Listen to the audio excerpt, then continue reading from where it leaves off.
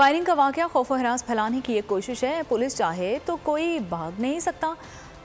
IG आएंगे तो मुकदमा दर्ज कराऊंगा, सरदार लतीफ खोसा का ऐलान। प्रेस कॉन्फ्रेंस करते हुए कहा कि हमेशा आइन की बालादस्ती की बात की है। चीफ जस्टिस के पीछे खड़े हैं। लंदन से बैठकर हुक्मरानी का ख्वाब पूरा नहीं होगा। रेड जोन है तो फिर यहाँ से कैसे कोई चिड़िया पर मार सकती है या कोई जाके इस तरह फायरिंग करके और भाग सकता है। पकड़ना चाहें तो ये इनके लिए कोई नहीं है, अगर ना पकड़ना चाहें तो ठीक है। मैं 1:30 बजे रात के केस लिखवा रहा था, साहिल एक मेरे साथ बैठे थे। मेरा ड्राइवर आ गया और उसने कहा कि मेरी टांग पर जो है ये गोली लगी है और फायरिंग हुई है। बाहर गाड़ी पे फायरिंग लगी हुई थी और जो गेट है उसके अंदर भी फायरिंग हुई थी, निशान सारे मौजूद थे। फायरिंग के खोल जो थे वो भी बरामद हुए। ये आईजी तो इतना दबंग है, रोज प्रेस कॉन्फ्रेंस करता है भाई। मैंने कहा उनको तशरीफ कहें कि यहाँ आ जाएं। वो वाकई ही चाहते हैं कि मुल्ज़िम को पकड़ा जाए और उसे कैफर किरदार तक पहुँचाया जाए तो फिर आएँ, तशरीफ लाएं।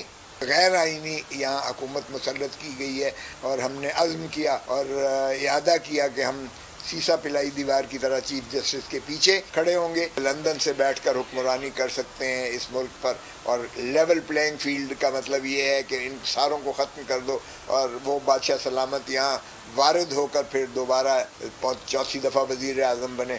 तो ये मेरा नहीं ख्याल कि इसमें कोई भी कामयाबी हो सकती है। बीपर जो है तूफान के खतरात कराची के साहिल तक पहुंच गए। समुद्री तूफान और शदीद बारिशों में नुकसान से बचने के लिए आवाम ये एहतियाती तदाबीर इख्तियार करें। दफा 144 पर अमल करें और हरगिज साहिल का रुख न करें। साहिल समंदर के नशेबी इलाकों में रिहाइश पजीर अफराद फौरी तौर पर महफूज जगह पर मुंतकिल हो जाएं। दौरान बारिश और आंधी में गैर जरूरी बाहर निकलने से परहेज करें। तमाम जरूरी अद्वियात प्लास्टिक के बैग में अपने साथ रखें।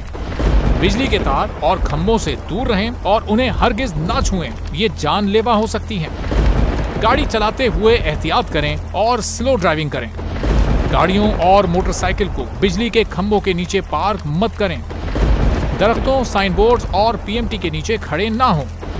जनरेटर या पानी की मोटर को गीला होने से हत्तुल इम्कान बचाएं। सिंध हुकूमत और एनडीएमए की जानिब से अवामी इमदाद के लिए हेल्पलाइन नंबर जारी किए गए हैं। आवाम से गुजारिश है किसी भी इमरजेंसी की सूरत हाल से निपटने के लिए स्क्रीन पर मौजूद इन नंबर्स पर फौरी राब्ता करें।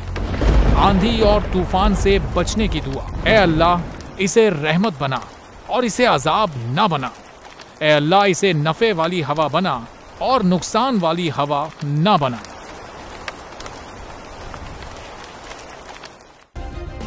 सब्सक्राइब करें और बेल दबाएं ताकि कोई खबर रह न जाए।